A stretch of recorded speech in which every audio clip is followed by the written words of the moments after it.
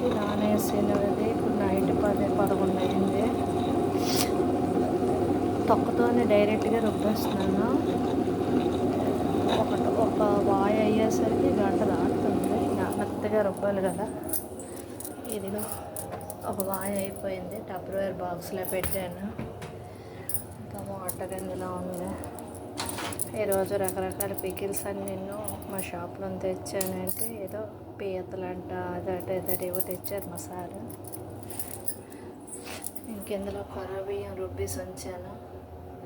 ఇవన్నీ కలిపి మార్నింగ్ వేరువేరుగా మినప రుబ్బు అయితే ఫ్రిడ్జ్లో పెట్టాలి. అది నానబెట్టి రుబ్బిన తర్వాత కొంచెంసేపు ఉంచాలి కదా. అది కొంచెంసేపు అంటే 8 hours ఏదో చెప్తారు కదా, అందుకే అది బయట ఉంచాలి. ఇంకా నేను ఏ టైంలో పడుకుంటానో తెలీదు.